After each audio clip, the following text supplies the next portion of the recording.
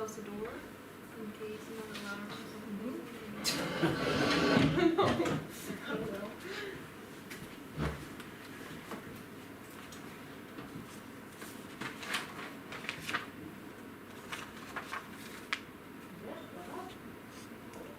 Okay, ladies and gentlemen, let me open our special event of today evening. Global Trend Lab invites you for a meeting, a seminar titled Out of Ivory Towers. Can the academics help solve the world's problems? We gathered today to discuss with our distinguished guests several issues related to academics' engagement in public life, their influence on public policies, but also not only public policies but also the high politics, their ability to become influential and to shape the state actors but also international actors, politics and policies. Let me introduce our guests.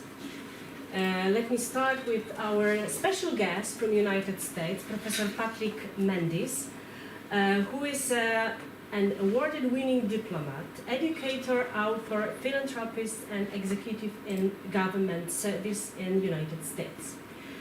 Professor Mendes graduated from Harvard University and the University of Minnesota. Professor Mendes was appointed by Obama's administration to serve 2 terms as a commissioner to the U.S. National Commission for UNESCO at the State Department until the United States withdrew from the EU agency. Prior to this, he was an American diplomat and military professor during the Clinton and Bush administrations, holding various positions in the Departments of Agriculture, Defense, Energy, and State. A former Taiwan Fellow at the Ministry of Foreign Affairs, Professor Mendes is Distinguished Visiting Scholar of Global Affairs at the Changchi University, and also Distinguished Visiting Professor of Culture and Diplomacy at the Chinese Culture University of Taiwan. He is an author of over 150 books, government reports, journal articles, and newspaper columns. Welcome, Professor Mendes. We are very, very happy to have you here. Thank you very much. Let me introduce now our colleague from the Jagiellonian University, Dr. Antonina Łuszczykiewicz, who is an assistant professor at the Institute of the Middle and Far East at the Jagiellonian University. Dr. Łuszczykiewicz is extensively publishing on China-India relations and in the Asian context. Her research agenda was supported by international scholarship and fellowships, including the American-Polish Kościuszko Foundation grant, Taiwan Fellowship for the Ministry of Foreign Affairs of the Republic of China, and the Confucius Scholarship of the People's Republic of China. In cooperation with experts on public and international policy issues, she published numerous articles inter alia in the Harvard International Review, the National Interest, South China Monitor Post, and the Diplomat. And our last guest, but not the least, Dr. Wojciech Michnik, who is an assistant professor of international relations and security studies at the Jagiellonian University and coordinator of the Transatlantic Project and the LSE Ideas Center for Southeastern European Program at the Jagiellonian University. Dr. Michnik served as a fellow at the NATO Defense College and Fulbright Visiting Scholar at Columbia University. In 2014, he worked as a foreign and security policy analyst at the Department of Americas, the Ministry of Foreign Affairs of the Republic of Poland. He is an author and co-authors various policy-oriented publications for instance, New Eastern Europe, NATO Defense College, LSE Ideas, European Center of Excellence for Countering Hybrid Threats, and Elcano Royal Institute. Welcome. Thank you for accepting our invitation, and let us start. The formula that we all agreed to follow we would like to start with a short presentation of our panelists, and then we are happy to open floor for the discussion. So let us start with Professor Patrick Mendes. Thank you very much, Professor, for inviting me over here. It was my first time to this university, but I visited before, but never invited to make a presentation. This is a very beautiful place, and I really enjoyed visiting your town and also driving around Poland, and most recently to Lithuania as well. So here with my colleague Antonina, with whom I published several articles and make presentation in Taiwan when we were Taiwan Fellows of the Ministry of Foreign Affairs. So we decided to make another joint project because we have been working on non-academic journal and also academic journals, and looking at the international relation issues and public policy issues that are very common to US-China relations and also to other countries, including the European Union. So here we are focusing on out of ivory towers, can the academic help solve the world's problems? In a very small way, even though we are trained as academic, and in my case I work in the government service in the US, we wanted to look at it both the academic side and on the public sector, how these interact and how can we collaborate as an academic and also a public servant in the US government in my case. So here I wanted to make a very broad framework, kind of academic or intellectual framework for us to focus on this issue, to address the subject matter here. Then my colleague Antonina is going to give a series of examples that we have worked on, that how this impacted on the local and global issues. To begin with, when we're looking at the public policy and international relation, traditionally, throughout our history, we look at things in a very, very academic sense. You know, there are departments, and the universities are divided into like a silos. You know, geography department, history department, political science department, anthropology, sociology, psychology, and so forth. So they tend to not to talk to each other. They stay in that expertise area, and they are going to be going into deep. It's just like getting PhD. We used to call it pile higher and deep. You know, go into the narrow sense in downward. And we don't go broader, cross-sectional way to understand the global issues, because the international and public policy issues they are interprofessional, interdisciplinary, and intergovernmental, and there is no borders more often. So to answer that one, the academic community is not capable of doing that one, interdisciplinary way of looking at things. For example, that was recognized by some time back at Harvard University and MIT. They combined the PhD program to talk about this one, what they call international political economy, how politics and economic intersect to work on the international issues. So that's some institution trying to look at these issues, how can we have a cross-border fertilization in a disciplinary wise and interprofessional to address the public policy issues. So in that process, they are not still combined because they have a different discipline coming together. But because of that deficiency, there emerged this called the think tanks. Every major cities in the world, capital cities, they have think tanks. In the US, there are many think tanks, just like a Brookings Institution, Council on Foreign Relations, and there are a number of others. There are different spectrum, to the left, to the middle, or to the right. So these think tanks, they try to address the public policy issues or international relation issues that the academic could not address. So they are coming in a very different discipline, professions, and backgrounds. So that way they go from the academic to the upward to address the global issues. So in that process, historically, as we talk about on the right side of the PPT, we talk about traditionally, before we talk about geography and history, in ancient time, there is only one subject universities did. That's called the philosophy. They talk about history, they talk about geography. The rest of them fit into this framework.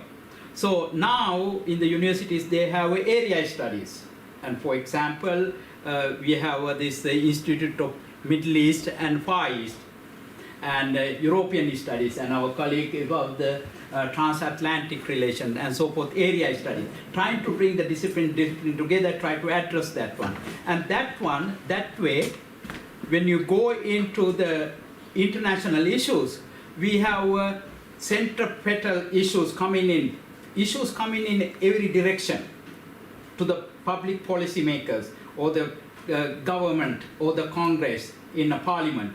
So when you address these issues in interdisciplinary ways, there are unintended consequences. We never thought about it would happen. But there are other forces. Then you have to be quickly try to address us in this expertise and the interdisciplinary background to address the public policy issues. So that way, we have emerged a kind of a model trying to bring everything together, address this public policy issue, which I call it our model of American governance. So they are academic. We all comes from the academic institutions, whether they are going to the academic sector as a professors or the staff, and then they are going to think tanks part-time, or sometimes they move to the think tanks in Washington, for example, and then other alumni go into the corporate sector. In the corporate sector, they make money, they are driven by that motivation, and the academics are driven by the knowledge.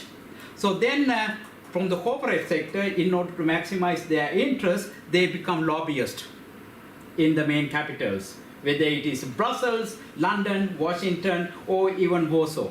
So these lobbyists trying to advance their national interest, special interest.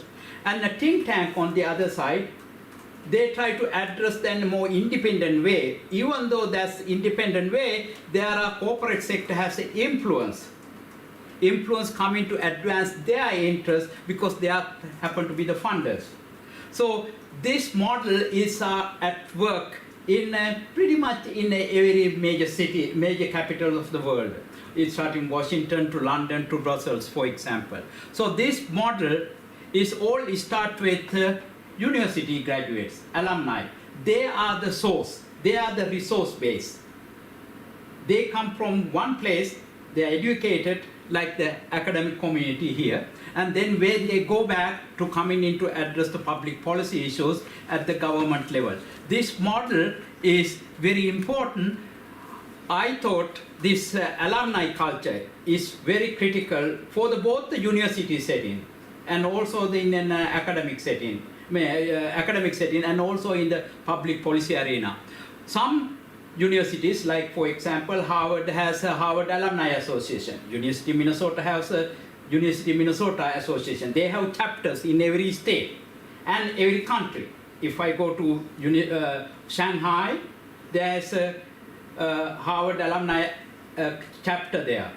Or University of Minnesota has their own office in Peking in China.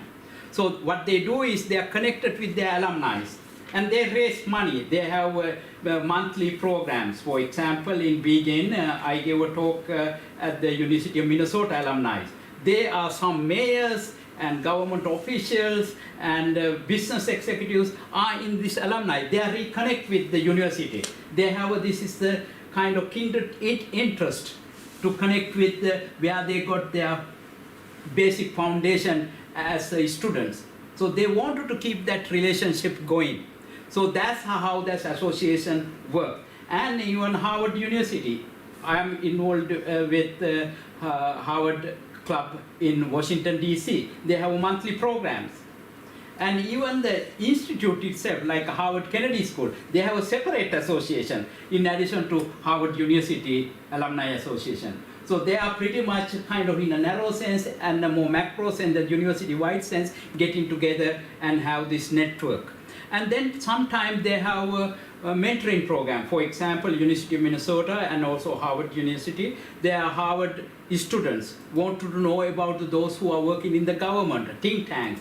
They link up with this mentor program. They meet in online, or when they visit Washington, D.C., they tour and learn from their mentors who are graduate or alumni of that university where they are working. So then there is a network of networks. For example, in Washington, D.C., we have often Harvard, Yale, and Princeton, and Columbia University getting together. And sometimes with the Stanford University or Berkeley. So they have other cross-fertilization network because they have friends and they did it undergraduate there or master's other place. So they have this network is expanding in that sense. And most important thing is I wanted to talk about is the fundraising aspect. You know, some universities in some countries, they are all rely on the government. And in private universities, and also the public universities, they raised money through their alumni. There are wealthy alumni. Like if you look at like a Google and Amazon, and they give a lot of money to their institutions. Okay, so then they end out scholarships, or some to the students, some are from the chair for the faculty, because sometimes faculty needs money for their research. There's not enough. So they have for summer program, they need to travel and do their research. So they want to supplement their regular salary, so they are raised this endowed chair. In many universities, they have that one, even including the University of Minnesota, that I made some contribution in my own capacity. So then they have some popular magazine published by their universities, that's done by the students' body, and they connect with the faculty and also alumni. So these are students have their own network of popular magazine and newsletters. That way, they can make an impact through this network with, if they have national calamities or other problems that are happen to their alumni and their families and so forth, and their societies that they came from. For example, when the tsunami happened in Sri Lanka, there are more than 40,000 people died in the country I was born before I became a US citizen. I grew up there as a teenager.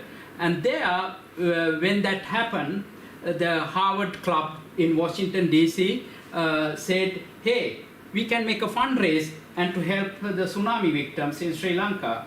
And I said that was great. So at that time I had a book. So I used that book as a fundraising event. Whoever come and give money, get a free book. And Sri Lankan ambassador host the event in collaboration with the Harvard Club. So that created a kind of kindred spirit to help this kind of unexpected event happen. Then Harvard Club joined benefit the tsunami victims through this fundraising event. Then in addition to that one, throughout my academic life, I was privileged to have scholarship and fellowship. And in America, you have to pay a lot of tuitions. They are not free. So in my case, I got free education. So I felt I wanted to give it back in a very small way. Even though you don't have to be a millionaire or very wealthy person to give it back to the university. In my case, because I have been an educator, I gave all the proceeds from the books back to the university, and also the fees I get from the giving lectures in other countries. I put all these things and give certain amount of taxation to the US government. We call that getting to Uncle Sam.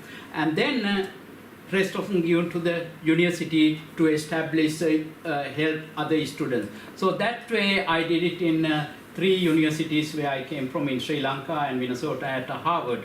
So there, this is my way of saying thank you to the university. It is not a very big amount. This is a kind of token of my appreciation to give it back to the university, because that's where I started entire my life and my academic career.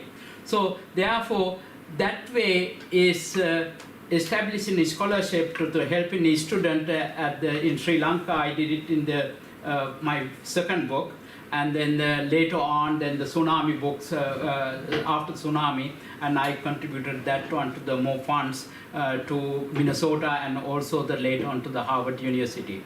So then I grew up in Minnesota. That's where I was an exchange student in 1970s.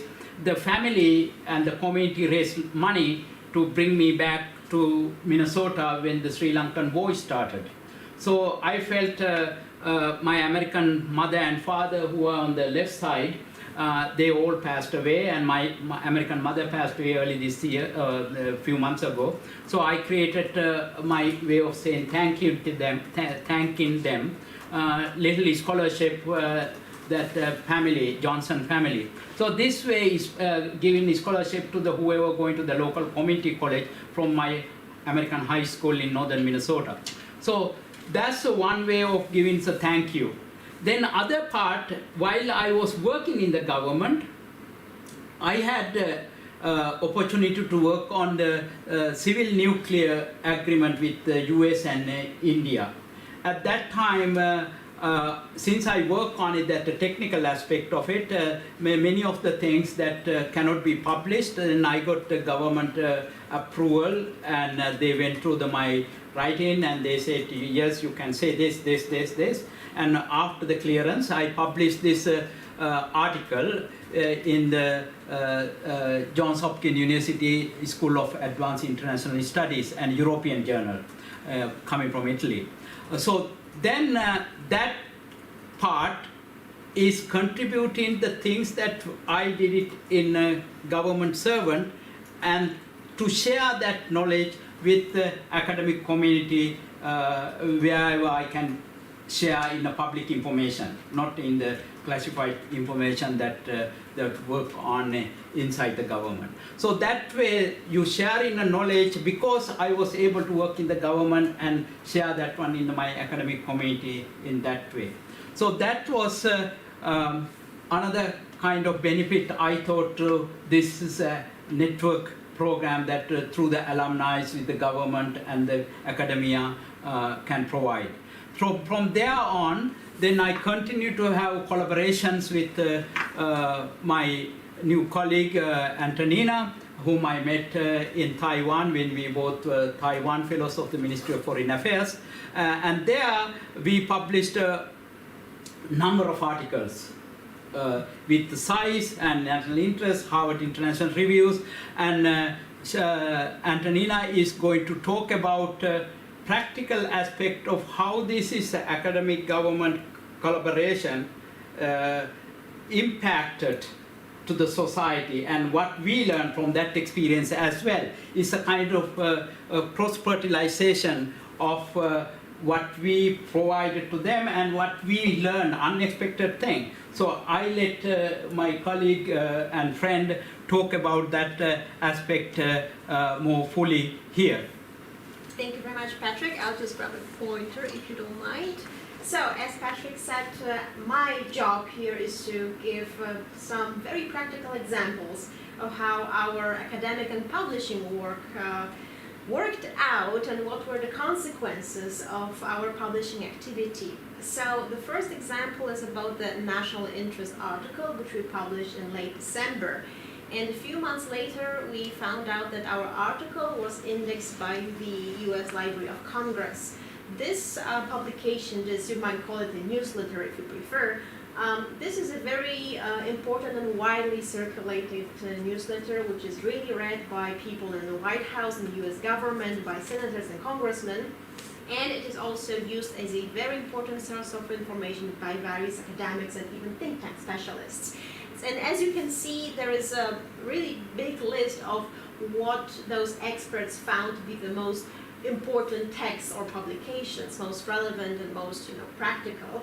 And we were I was very honored to see that 2 positions up there is a publication by Joseph Nye, who is very well known here in Poland, and everyone who has something to do with policy making or has ever been studying politics and international relations know this surname, and that this professor is responsible for creating and making a term, soft power, popular in academic and not just academic circles. But the second example I would like to talk about here is even more intriguing and oh, I'm sorry, thank you.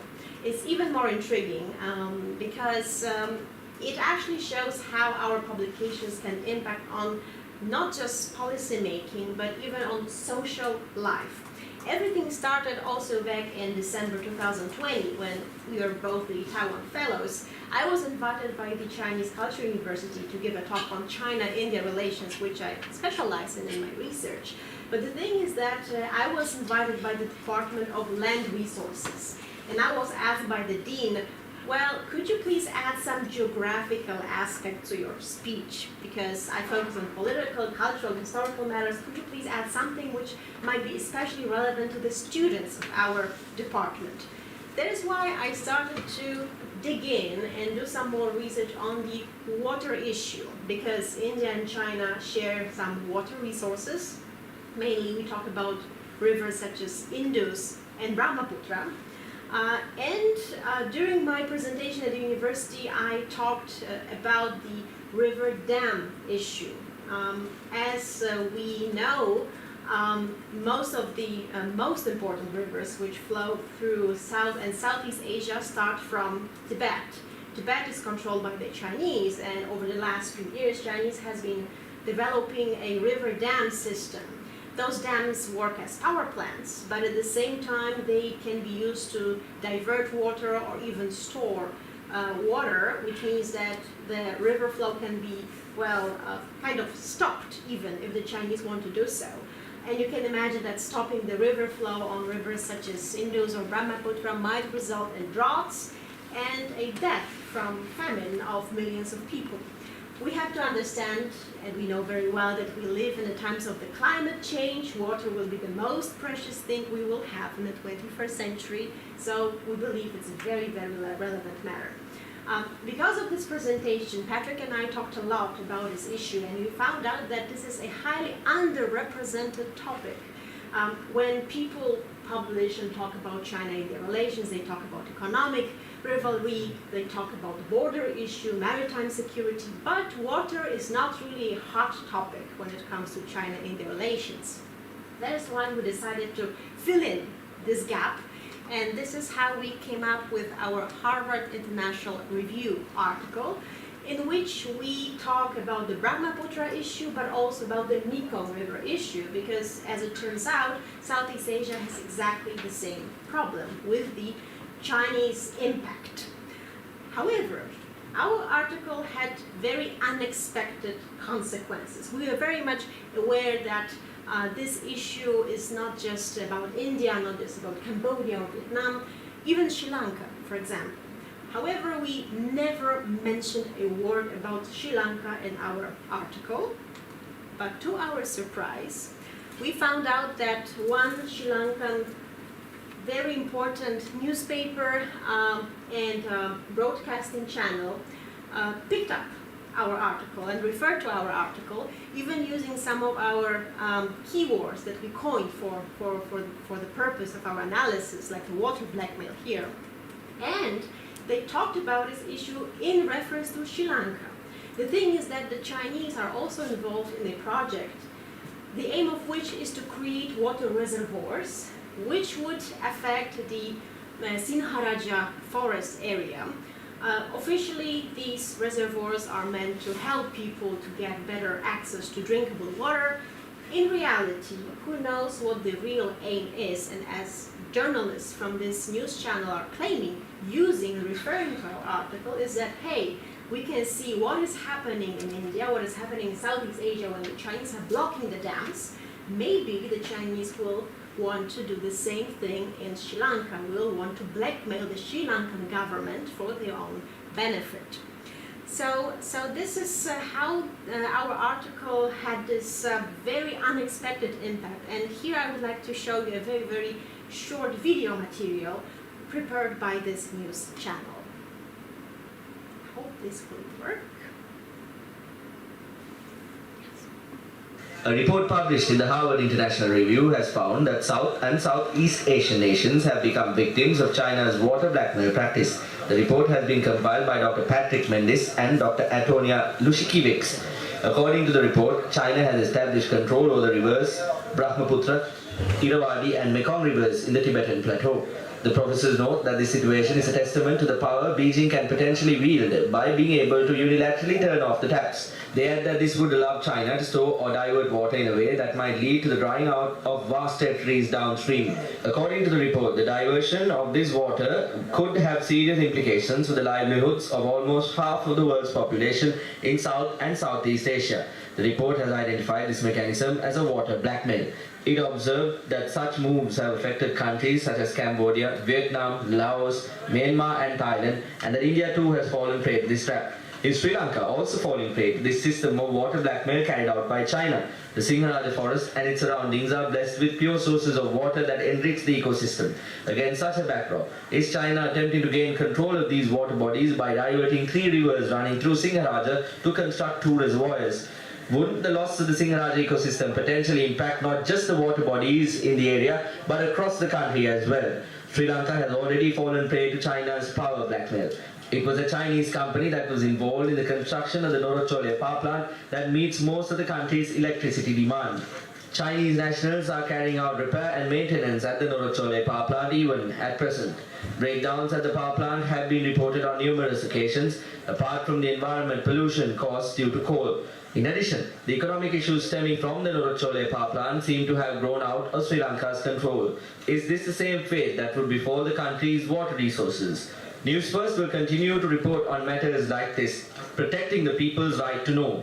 Although diplomatic ties are of importance, we will continue to report based on the interests of Sri Lanka against the pressure exerted by countries such as the United States, China and India on our nation.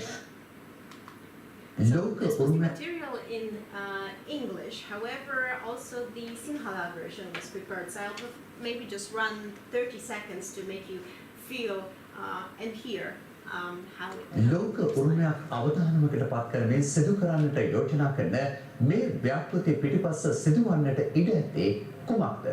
චීනයේ එක් තීරයක් එක් මාවතක් ව්‍යාපෘතිය හරහා කලාපීය රටවල් ගණනාවක මාර්ග ගුවන් හා නාවික ගමනාගමන ව්‍යාපෘතියක් ක්‍රියාත්මක වනවා. අපේ රටේ හම්බන්තොට වරාය කොළඹ වරාය නගරය මේ ව්‍යාපෘතියේ කොටසක්. චීනය සිය ආර්ථික දේශපාලන මෙන්ම සමාජීය බලපෑම එල්ල කරමින් සිටින්නේ එක් තීරයක් එක් මාවතක් කරහා පමණක් නොවේ. ජලයක් දැන් මේ බලපෑමට ලක් වෙමින් තිබෙනවා. හාවර්ඩ් ජාත්‍යන්තර අධ්‍යයන ආයතනය ඔවුන්ගේ වෙබ් අඩවිය තුළ ප්‍රසිද්ධ කර ඇති පර්යේෂණ වාර්තාවකින් පෙන්වා දෙන්නේ චීනය ජලය සම්බන්ධයෙන් දකුණු හා අග්නිදිග ආසියානු රටවල් ප්‍රාණපීඩ ගනිමින් සිටින බවයි. මහාචාර්ය පැට්‍රික් මෙන්ඩිස් සහ ආචාර්ය ඇන්ටොනීනා ලුෂිකිවික්ස් විසින් මේ පර්යේෂණ වාර්තාව සම්පාදනය කර තිබෙනවා. එහි දැක්වෙ Please don't laugh. This attempt of pronouncing my surname was really good, I must say. So I'm always extremely happy and proud when somebody is so close to pronouncing my surname correctly, which is really hard, my surname, so I'm not mocking anyone. Anyway, the second material is extremely important, and I find it I'm very proud that this video material was translated to Sinhala, because I believe that this is, apart from being international, this is one of the goals of academics. We should actually reach common people. Not everyone in this world speaks English, right? But this is a material that actually can be understood by common people. And I do believe that this is one of the very important yet underrepresented and underestimated goals that we have. However, in the end, because this is not the end of the story, this article and these videos were picked up by Buddhist monks. in Sri Lanka who are very influential in this country, culturally speaking, but also politically speaking. They are, as Patrick told me, there are even Buddhist monks in Sri Lankan parliament. So this cultural, historical, and political impact is really important, significant. And as we were told, and we were sent a photograph which shows how Buddhist monks in front of the main office of this news channels and in front of the poster with the symbol of this news channel are protesting against the plans of those two Chinese-managed reservoirs. So this is the most unexpected thing, at least for me. I would never imagine that our article would have that kind of impact. However, I do believe that it shows very well that we, the academics, have the voice and we can make difference, even if it means making difference in very unexpected, unintended ways. Patrick, here's the floor to you to make some final remarks. Given this overall framework, an example that was presented by Antonina, Dr. Ustakovic. Am I okay, right? Close enough. So, given this, our presentation, I wanted to come to two conclusions. One is the government and the media, journalists, and the think tank should provide a greater public space for academic research. In fact, some institutions, like a Brookings institution, invite professors from other countries and other universities to work 6 months, 1 year as a residence fellow or non-resident fellow, work in the Brookings institution in Washington, D.C. And other think tanks are doing same kind of thing. They provide the public space for academic to interact with the policymakers and think tank experts on that one. So that is the important part that that America is using this to tap into the academic talents, bringing them into the public service or public addressing public policy issues. So that is also part of why that we both are non-resident fellows of the Taiwan Center for Security Studies in Taiwan. So we are participating in their seminars and interaction with their other colleagues and so forth. So that's the way that I think they are providing the public space to tap into the intellectuals, resources in the universities, residing in the universities. So the second point is, more importantly, that we need to recognize we are in the academic sector, should facilitate and also appreciate its role in addressing global and local issues. And I understand my other colleagues over here and new friend also work in NATO-related issues because I was very interested in knowing more about his work in Rome because I used to be a NATO military professor in all the major bases in the NATO commands and also the Pacific commands. So there you can see as an academic he went over there and participated in their processes and so forth. With that note, I give my floor to my colleague to pick on from there onward. Thank you, Professor. Before I will start, can you please put my presentation up? It's a very short one, but maybe I will help to give you my perspective on the intersection of the academia and real world, so to speak.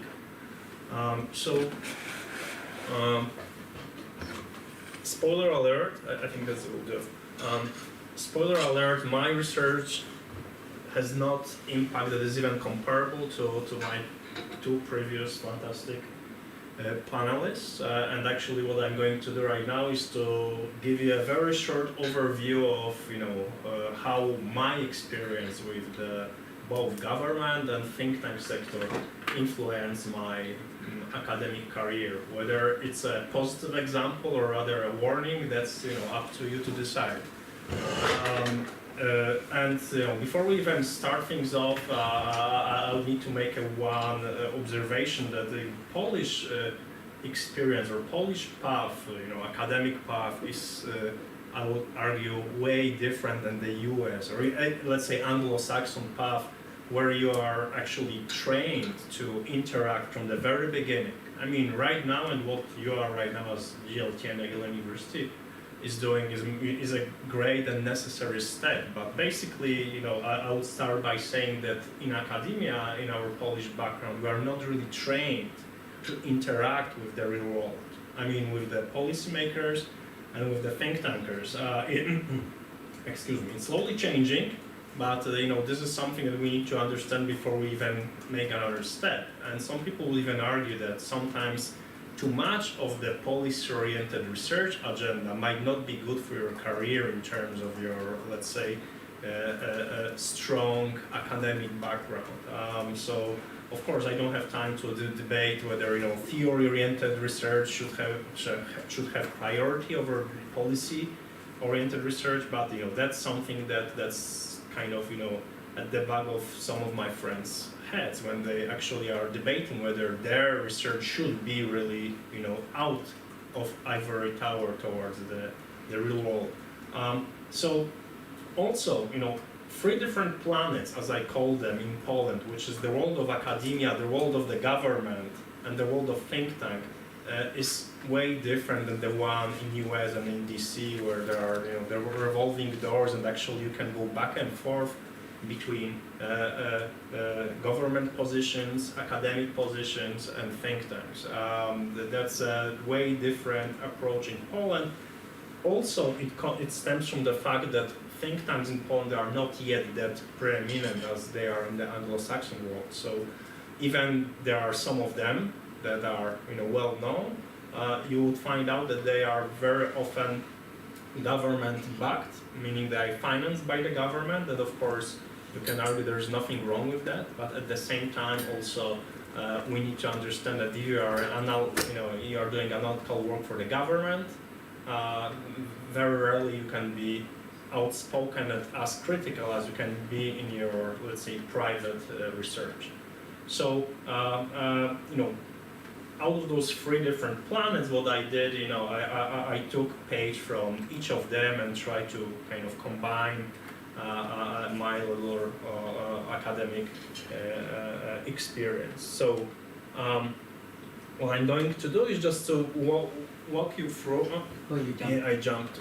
Yeah, I want to. Yeah. To walk you through some of the things I learned, some of the things I did right, maybe some of the things I did wrong during my outside of the ivory tower career. And it's not like, you know, I'm not going to read to you my resume, you know, it's not an exercise in flexing my muscles, just showing you that, you know, I needed to learn what I have not learned at the university, from the different angle that the academic world. So my first post that I will argue was kind of pointing my research directly towards real world was 2014 post as an analyst for Minister of Foreign Affairs. And I'm sure those of you who work in the government, you know that once you work for the government, you don't have time to do your own research. And I have not that back in the day. But what I learned very quickly is how different government works from the academia, how much quicker, how much more, let's say, demanding in the short span time is the work for the government. And it allowed me to organize my academic work and also my academic research once I came back from the government. It was not really even a year, so you know, it was a very short time, but it allowed me to have this idea that, all right, I can do some of my research that is much more, let's say, connected to the real world problems. My post was mostly about analyzing what was happening between the US, Canada, and Europe. But because it was, I came to the ministry in February of 2014, and just then Russia invaded Ukraine. So most of our efforts were kind of ad hoc efforts of analyzing the angle of, you know, what's going on in Russia and Ukraine from the perspective of the Department of Americans. my kind of second hat, and the one that I also like a lot, is the one that is connected to New Eastern Europe, which is a journalist/think tank organization based in Poland, run by both Polish and American experts that deal with the region, what they call Eastern Europe, Central Eastern European region, and journalist articles that we basically create there allowed me also to have what you said, have a connection to the readers who might not necessarily have PhDs, who might not necessarily know academic jargon, but they are still interested, and sometimes they even know more about the world that some of us in the academia. So it's a very humbling experience to be able to write those short pieces. I'm not sure, how do they, whether do they well on the, let's say, academic score, and I have an idea that it might not be the best for my academic career, but I think at least that's a kind of a connection with the people who pay taxes, who are interested in the world affairs, and who do not necessarily are able to read 40 pages of international security journal. My third experience, and this is half academic, half, let's say, think tank experience, happened in the United Arab Emirates. I spent there 3 years as a lecturer at the university, which was not really a university as we understand it. It was more like I would say, executive education, even at some point vocational school, meaning most of my students who came for the classes, they were working professionals from Ministry of Foreign Affairs, Ministry of Defense, intelligence, police. So they were not really interested in our theory and in our history. And I'm not saying that theory and history is not really important, but I think, for the decision makers, it's important how to squeeze it and get something that is policy relevant at some point. And this is what I mostly did during my time in United Arab Emirates.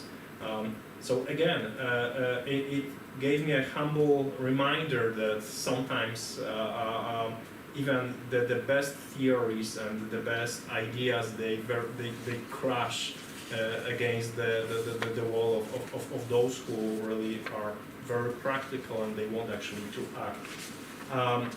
And last but not least, my recent post was at NATO Defense College in Rome in 2019, and I think that in a way is almost like a case study in itself in terms of my experience how to combine knowledge that comes from both think tank and academia, but also, as we all know, NATO Defense College is part of the intergovernmental organization, NATO. So it wasn't a typical academic experience because NATO Defense College is treated as a think tank for NATO.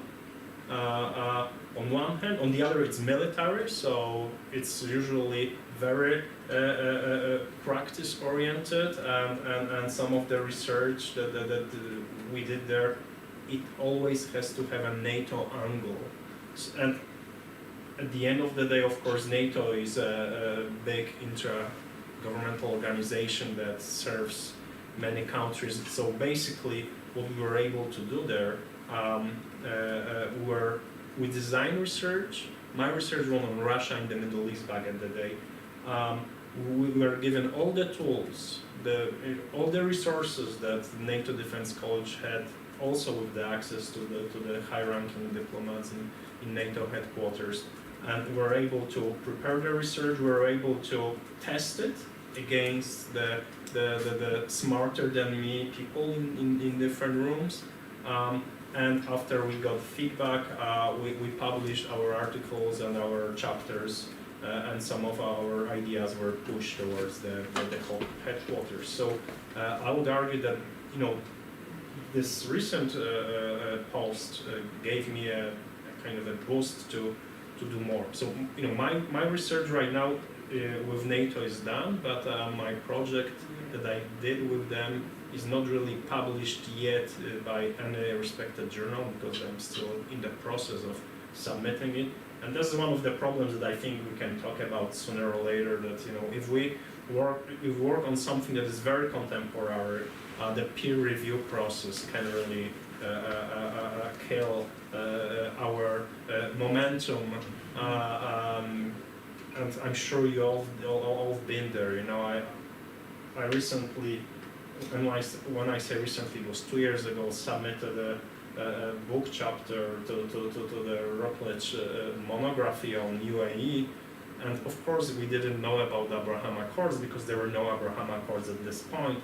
It will be released next month, and right off the bat it will be outdated, and we'll get points, hooray, but apart from the points, it's not really something that is very fresh. And with that kind of a short segue, I will stop, and if we have time to discuss some of the issues, I will be happy to do so. Thank you very much. Thank you very much. Thank you very much for this insightful, inspiring talks. Let us move to this more interactive part. I, of course, take the liberty, and I'm going to ask first questions, if you don't mind. But later on, I encourage our audience, very limited audience today, but we still believe that there are some viewers, online viewers. We are very happy about this. And we will open the floor to wilder discussion. Also, if I may suggest, probably there are things that we can debate. I mean, you between yourself, you can also debate. So many things became could be a topic of, or it could be a essence of a question. Well, let me start with this kind of doubts that I had. For instance, the American model you presented, which is a very, very interesting one, but also quite a clear picture. I saw it as a quite bottom-up process only. So you have these insights, or you have this flow of resources, intellectual resources, policy advices and so on, from universities up to government. And how about these downloading influences? And my question, I would combine the question that came to my mind at the very end, when Dr. Wojciech was speaking, Dr. Wojciech Michnik was speaking. What are the disadvantages or risks of being a scholar, academic, involved in policy, let's say, policy advices or policy advices area? So what does it mean to really be an independent scholar, being so tight with public administration or policymakers? So another thing that would that would be quite connected to what I said, when the think tankers may become a lobbyist, and is this are there any preconditions that it happens it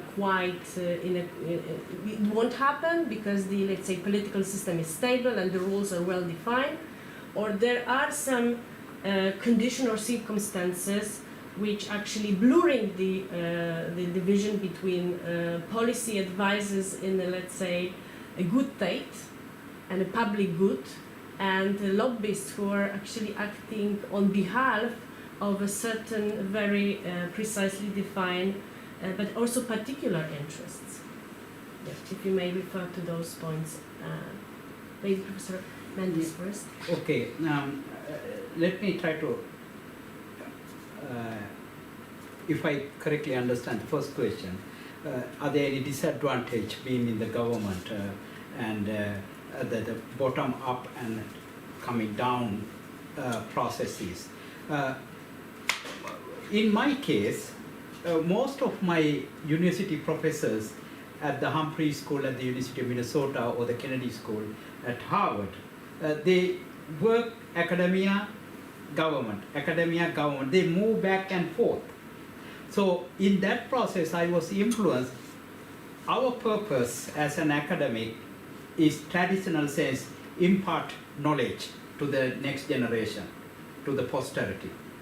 So, but the thing is, we all are trying to address the local and global issues, starting from the drug trafficking to the climate change and the refugee issues, which you are also experienced in Belarus and the Polish border, and in America and Mexican and US border. These are real issues that impact all of us. So when you work in the government, we become more of a realist, how to understand. But the advantage of being academic is, in my mind, whenever they are in a meeting, these real issues are being discussed, I try to fit into the theory.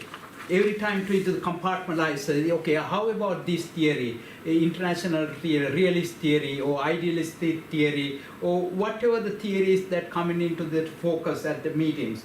At that process, I am also trying to begin to be a learner myself.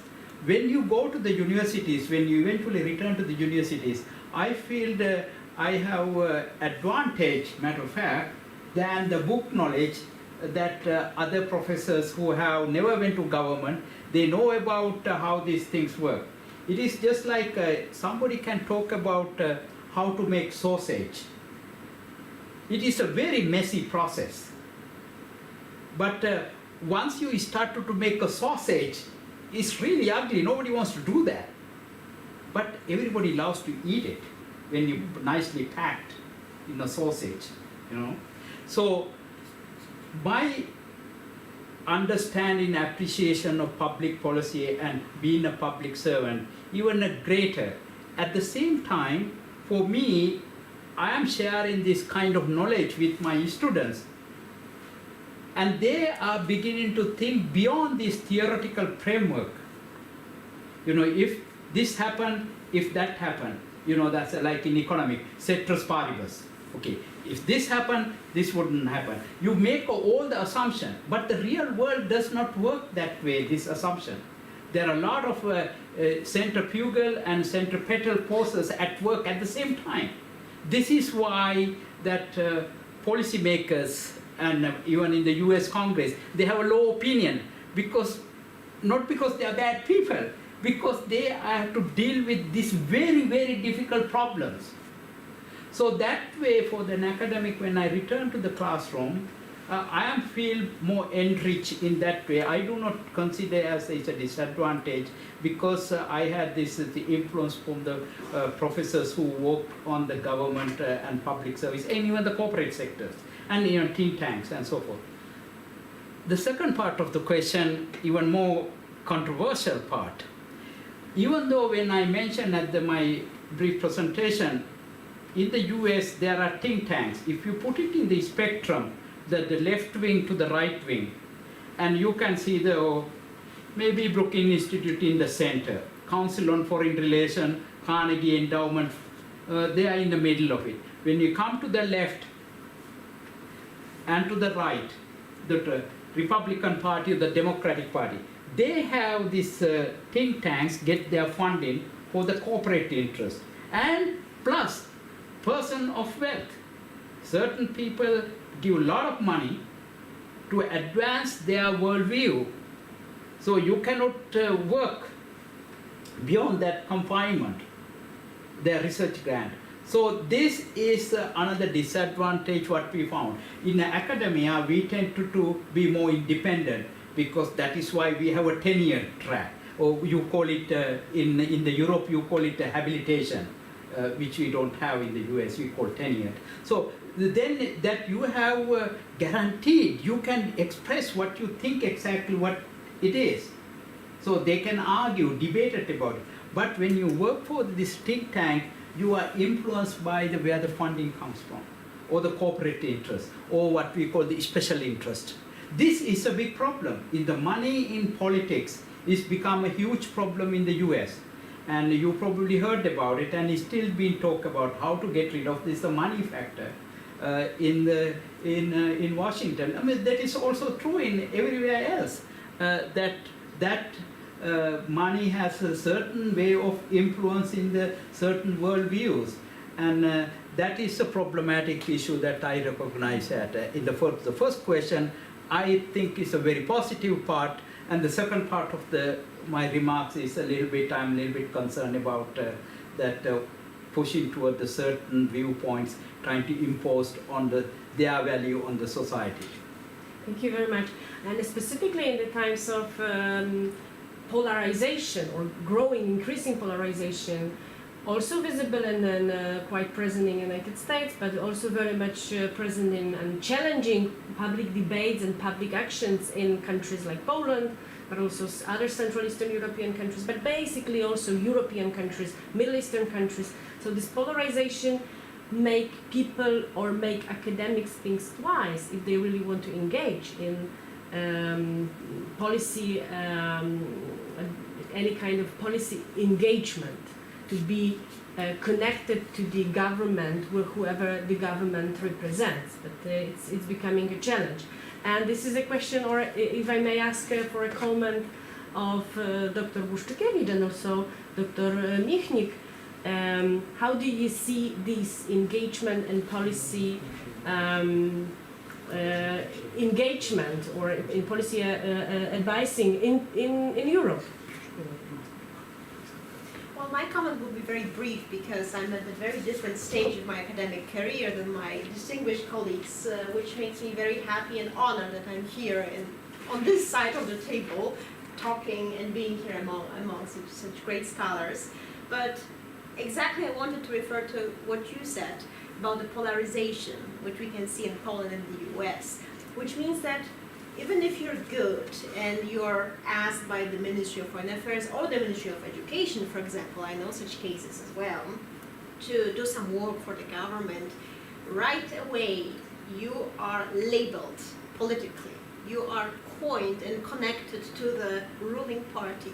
No matter what your views are, whether you are ideologically free or not, what you really want to do, whether you want to do a very good professional job, no. By the whole, I'm talking not just about common people or other people in the government, but even by our colleagues in the academia. Right away you get this label, okay, you are from that particular party, so when the government changes, you're out. You're in trouble. Pretty much, you're in trouble, right?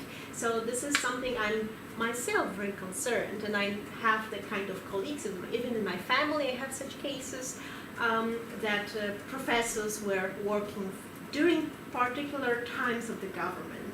When it's changed, everything changed in their government-related work as well, which is very sad because we academics should not be associated with that kind of ideological political sphere.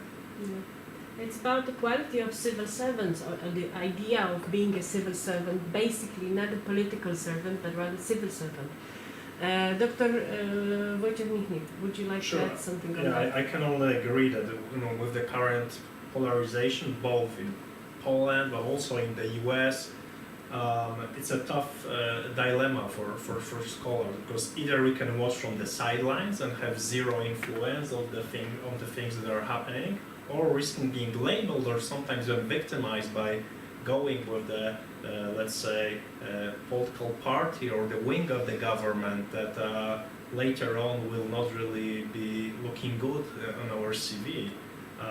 Back in the day, there was at least diplomacy that was kind of a secret ground that you could go and be a diplomat and then come back and say, no, I was just a public servant, a civil servant, but not anymore. So that's for sure a challenge, and I think it's been a product of the last, I would say, 10 years of the polarization and how quickly it really fastened its course.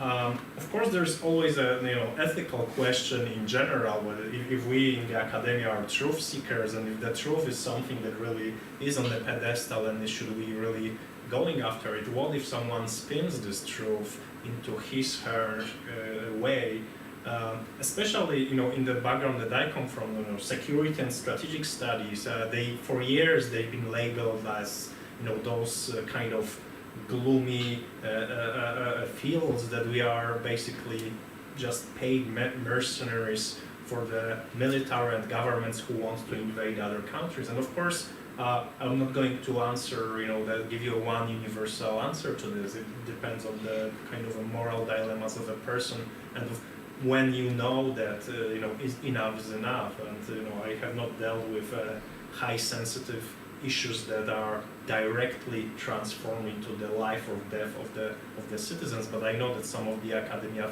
that go to the government, they need to kind of face those dilemmas. Thank you very much. So, are we having any questions from the audience? Magdalena? Yeah, I have several questions. You raised the polarization, which is something that comes immediately to mind. But I will start with the first questions would be the social media. So the friend or a foe, in a way, for your sort of work as a, if you want to reach out. So because it seems to me that this is also the kind of tricky terrain when we go immediately to the place where this starts to live its own life and being commented. So I would love to hear your views on sort of how to use sort of social media to promote and publicize the research. So that would be the first question, and then the second is an observation. The Eurobarometer asked a question some time ago, and results were recently out on the sort of knowledge of the citizens, and there was a sequence of questions like testing the knowledge, but also some questions concerning the perceptions of the scientists. And what I found, sort of being myself linked to academia, I found quite shocking is how many European citizens in that regard perceive academics as arrogant. That was one of the characteristics that the question was asked. There was also whether they are intelligent and other questions, which are also quite interesting in that context, but the arrogance. And sort of that brings me to my second set of questions. I will ask your reflection on this. How do we write this so that we can communicate to the public, all the experts, all the people that are out of academia, but not get that arrogant image, so to say, right? What is the quality of this communication from your point of view that kind of makes it well received? I don't know if that's a question. So that would be my questions. Thank you. Maybe I will ask Dr. Łuszczykiewicz, Antonina, to address this question, because it somehow is related to what you said, to communicate or deliver or provide these common people with a certain knowledge or analysis that is actually answering questions that really are relevant for them. Mm-hmm. Absolutely. Thank you very much for those questions. They are very important. So let me start with the second question, perhaps, because right away I have just some examples in my mind from the times where Patrick and I were trying to write an article. You might say, well, we both speak English. English is not our native language, both of us. And yet, when we try to write the kind of article for Harvard International Review of Science, we find out that we are trained in very different ways how to write. My problem is that I was trained to write in a very complicated, clever way. I have to impress. I have to show that I'm clever, because if I don't use very complicated words, I'm like from a kindergarten, art scholar, or, this is a problem, because in American culture, the shorter sentences you write, the more powerful you are. And the matter is to be understood and not to show off and to be clever. Of course, some American professors do have their own writing style. Not all of them are the kind of, straightforward. However, I would say that in America there is much bigger stress on that kind of clarity. Even in England, right? I remember when I was trained to pass the CE test and certificate and everything, I also had to focus on the word limit. For instance, in Poland, when we have our high school exams, we just have to go with the flow. We have to write and write and write, right? Because if you're too short, perhaps something is wrong with your essay. Perhaps you did not include everything you should have. Whereas in reality, maybe you did include everything you had to, but not in 5,000 words, maybe in 500 words, or maybe in just 50, right? But this is not how we are trained in Poland, and I do consider it a very big challenge to myself when I try to write, for example, together with other policy-making experts, right?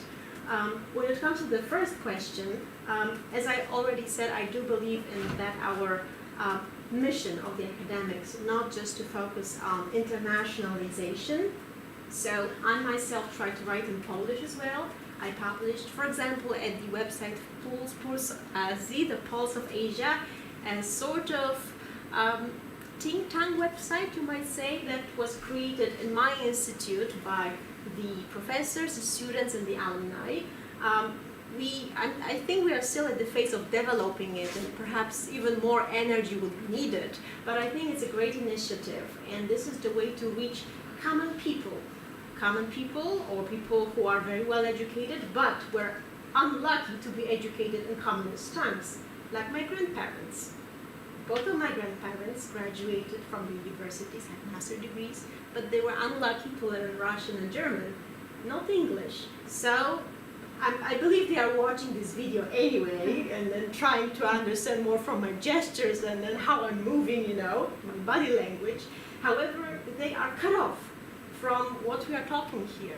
That is why I believe we should write in our national language, be it Sinhala, be it Polish, no matter what our ministry says, because our Polish ministry wants us to be very international, kind of forgetting about this down-to-earth mission that we should have.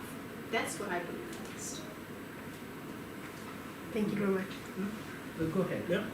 Well, in terms of social media, I'm not a social media expert. I would say that if I'm funded by the taxpayers, at least I can let some of the people know if I publish something out there. And sometimes those are friends, sometimes those are friends of the friends. It allows me to reach let's say, a broader public. Of course, there are some problems with social media in all professions, including ours, but I would argue that it's still better to have the presence there than just not. And I won't even say that some of the social media allowed me to find out about programs, articles of my colleagues I would never found out otherwise. So I would say social media, yes, with a caution. In terms of the how to communicate with the audience, I can only agree that simplicity is a key to no one likes to be patronized. No one likes to be told that he or she does not know enough. So target our audience and try to write to them, not necessarily to everyone. It's impossible to write something to everyone in terms of both being academically great in a, let's say, very theory-oriented journals, and at the same time being understood by people that that what you call common people. So yeah, I would agree with you on that note. In terms of writing in Polish and in English, of course, it's I think we should do both. I think we went from one wall to the other. We used to write only in Polish, and now we write only in English, even to the Polish journals. It's hard really to submit something in Polish.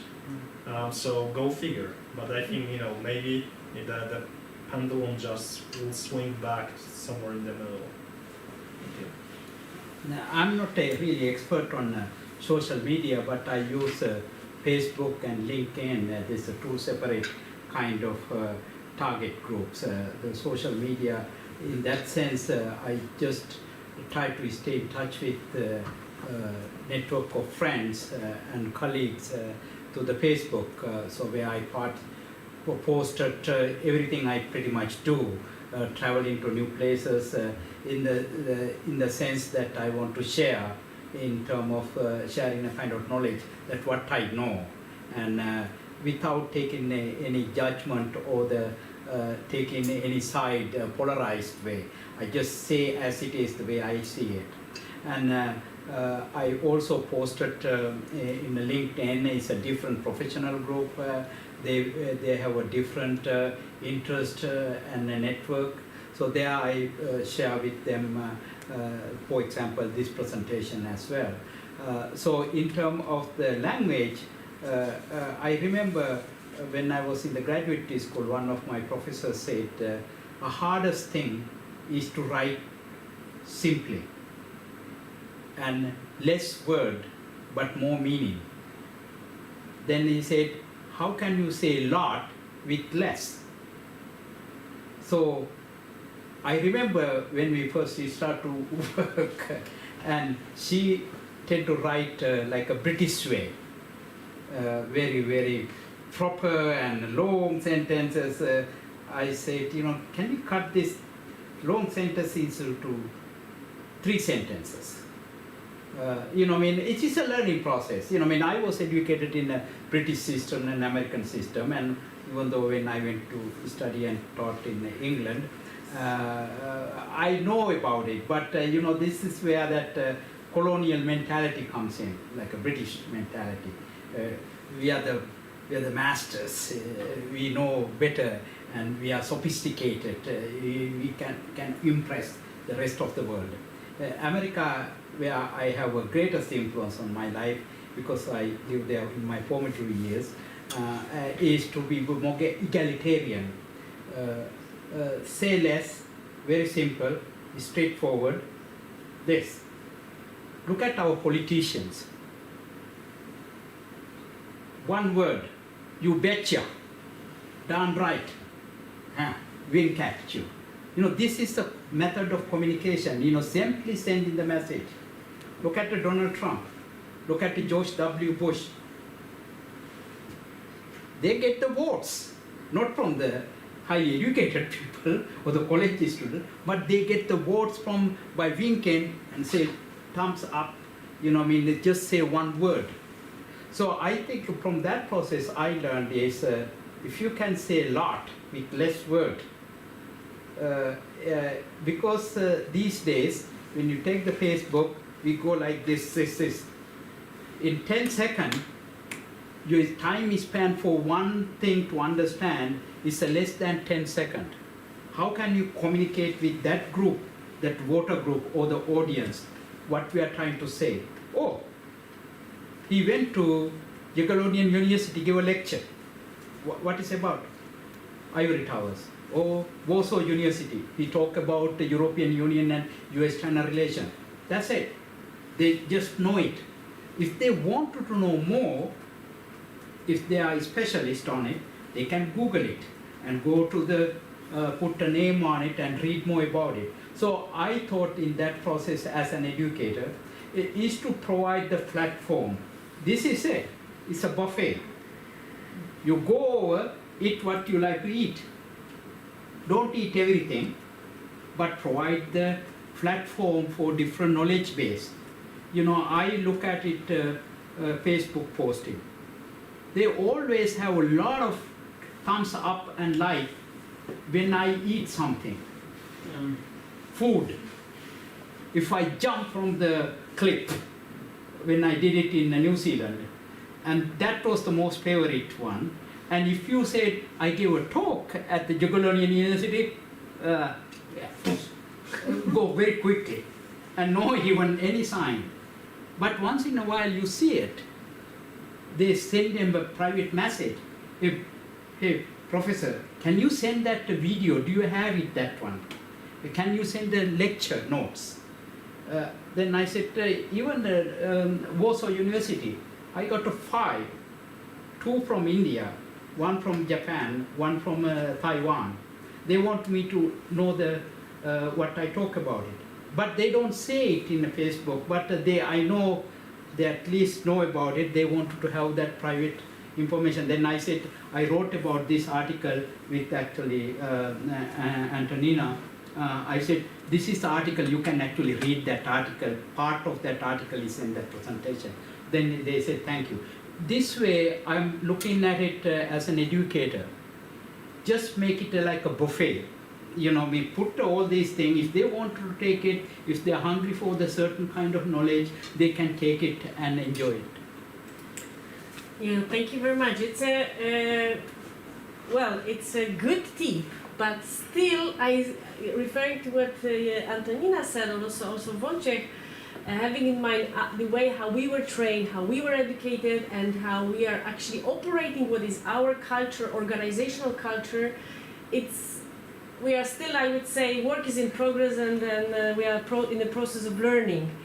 To become also better educator and to communicate with students who are very different than we were. I believe that we have still time for 1 or 2 questions. The gentleman. Dr. Łukasz Stach. Thank you for all these interesting remarks about the communication, writing simplicity. It's very important, but under, in my opinion, one condition, that decision makers are interested in it.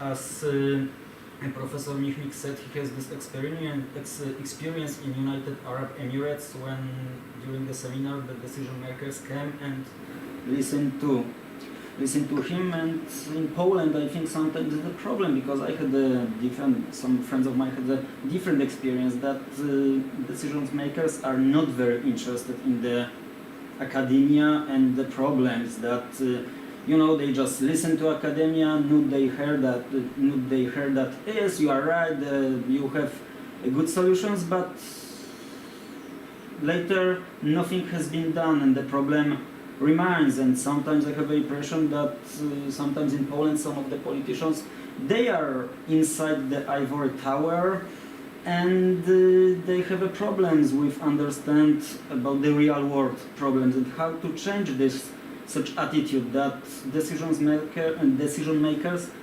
doesn't want to hear to academia, or they are not interested in their analyses, opinions. For example, about Polish energy sector, 15 years ago they were analyzed what may happen with when we will be based on coal. All these analyses were accurate, interesting, gave many solutions, and time flies, nothing has been done. And how to change the attitudes of decision makers towards academia. Thank you very much. Maybe I can add to this one more thing. Maybe there is a third way. I mean, not necessarily we need to be locked in this ivory tower, means we academics. On the other hand, we need to go straight away to a public institution. Maybe we can influence from outside, like you did. You wrote an independent article. I mean, an article which hasn't been wrote for or produced for an order, let's say, any political order. It wasn't like financed by any state institutions. So maybe there is if you may think of a third way of being influential, not necessarily politically engaged.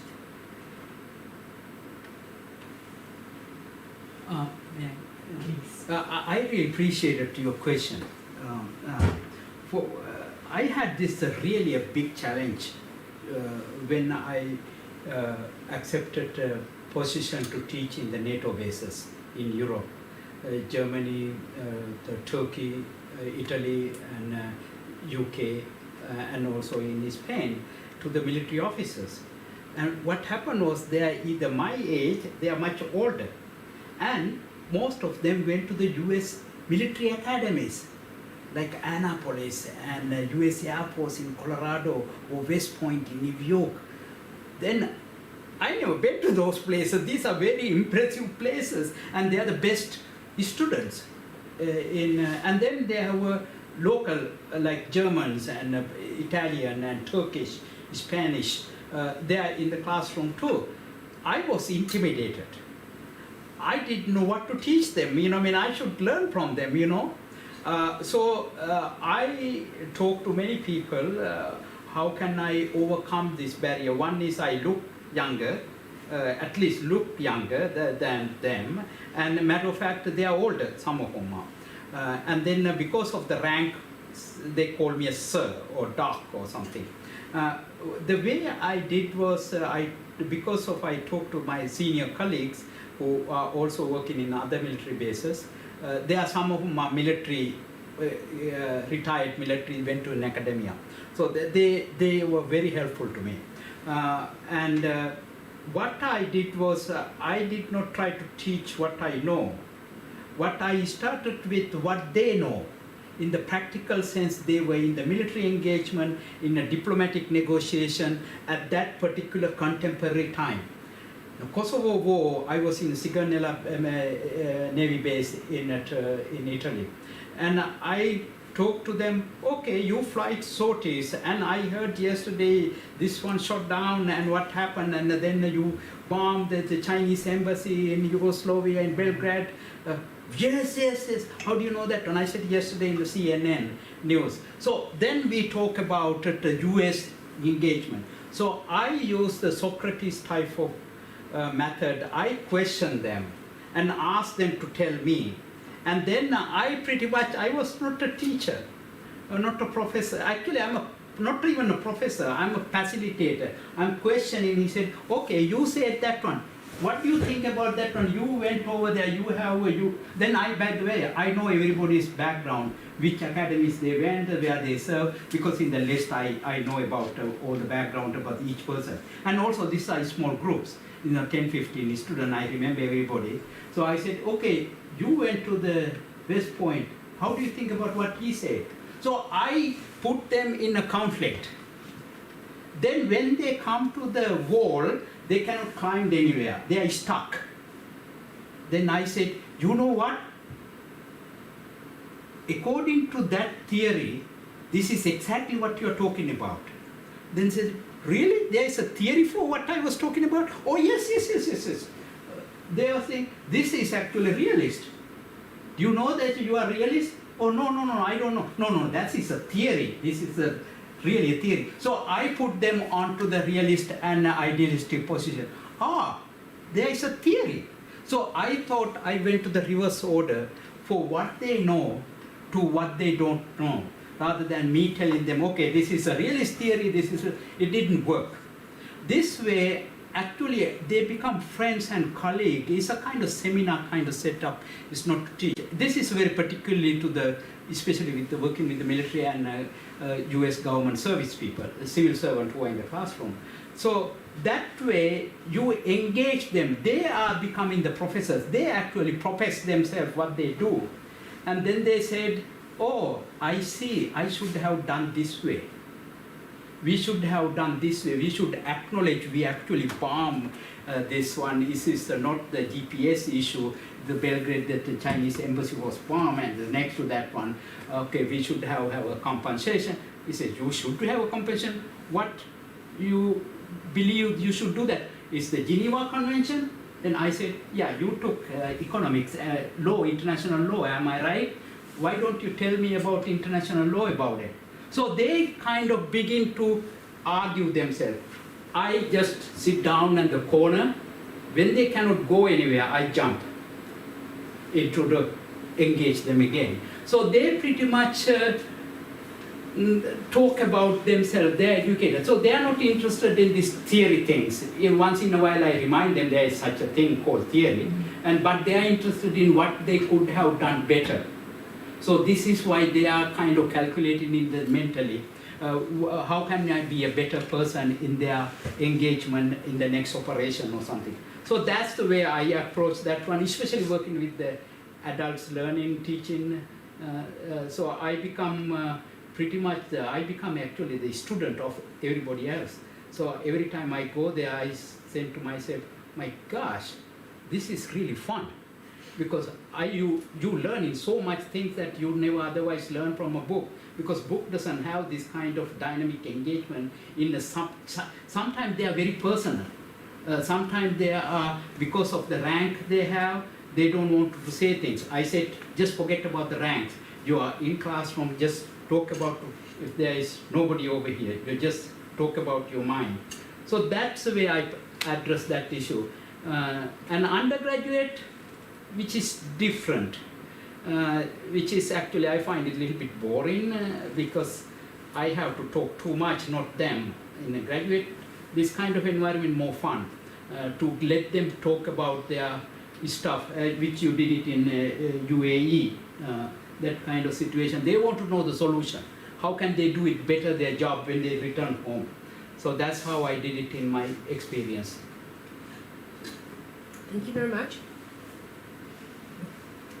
Just to dwell on what you said about civil-military relations in terms of teaching, I also, never called myself a teacher, more like an instructor. I would argue that teaching military is simple. Simple does not mean easy. It's simple because they really want to learn.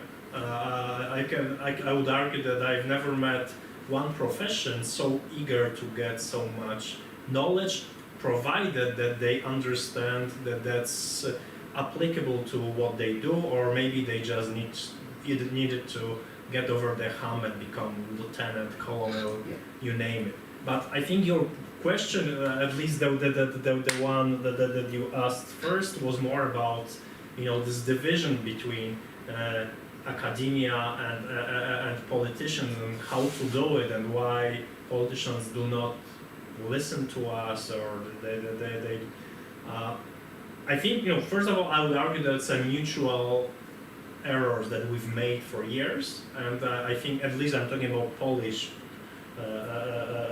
local setting, and the gap is huge. I can tell you some of the experiences. Once I was at the ministry, and we wanted something, quickly from the university, and it was like, 1 week later someone replied for our email, we all know it. But on the other hand, and this is on the much more political level, there's this idea that you said that we know better, we don't need them because they are in the Ivory Towers, and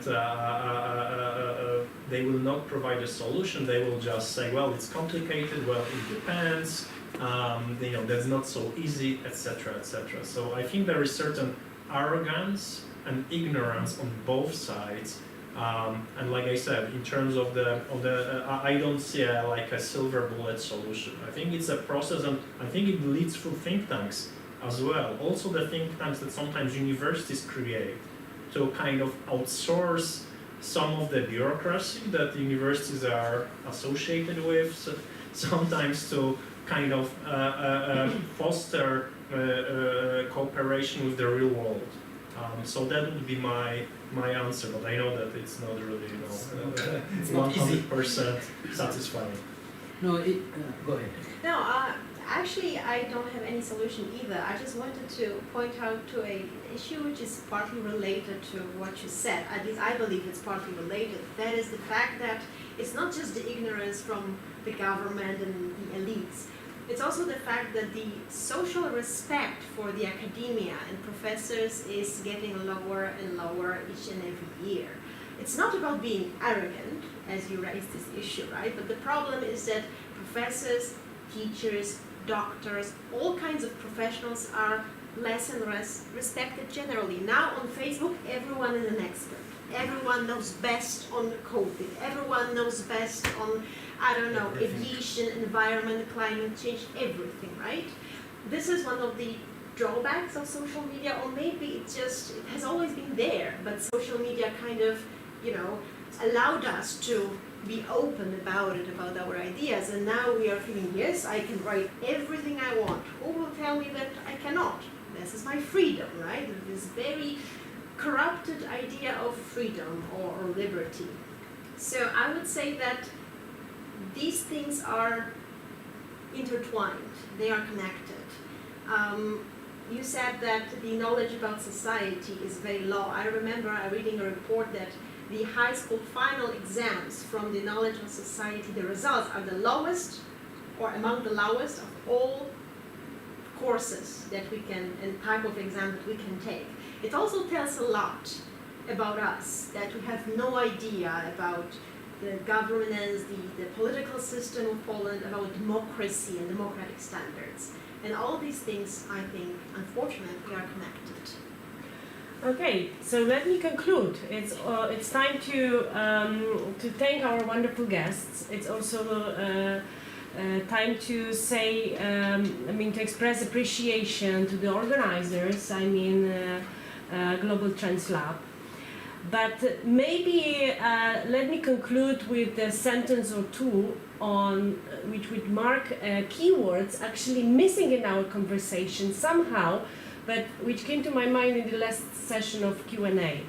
One would be building a community that is inclusive, the community of like thinking, but this from different backgrounds and with different environments. So what you said about this policy of American university, we are having these clubs, fundraising, kind of a method or even methodology of fundraising, which supports not only the university itself as an institution, but also very important and convincing common people initiative and undertakings. So the building of this community can be done by a means mentioned by Dr. Michnik, where we can somehow outsource our knowledge to make it more accessible, more easier taken by the external audience. Another thing is, of course, the networking. So meeting people from with different backgrounds, with different needs. And of course, writing in Polish or writing in a native language is a great idea, but always we have to remember, let's do it in two ways. So there is, I'm currently, I will just share one personal note. For years I'm engaged in researching Polish-Israeli relations, then Israel studies, Israel in the world, and so on. Today I'm so overwhelmed with the topic of Polish-Israeli relations because everyone knows everything, and it's so terrible. The stage of the relations is has just crashed, and surprisingly enough, everyone knows everything, but there is no single a book written in English. It's also my fault, but let's say, in my entire life I'm dealing with it, but I never wrote an English book or book in English on Polish-Israeli relations, and on Israel side it's the same. So let's communicate in a in the languages or by means that are understandable to our target group, as Dr. Michnik said.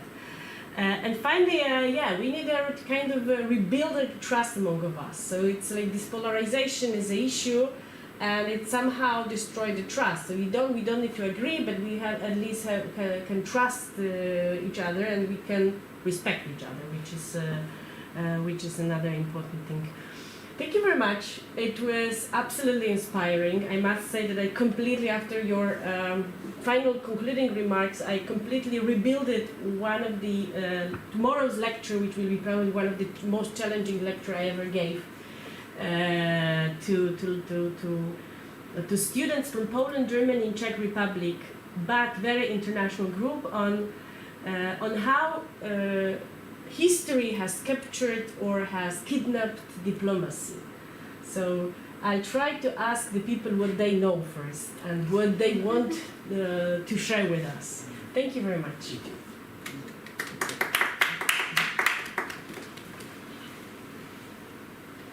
Thank you very much for inviting me. I really appreciate it. Thank you. Thank you very much. Take a picture of all of us. Yeah.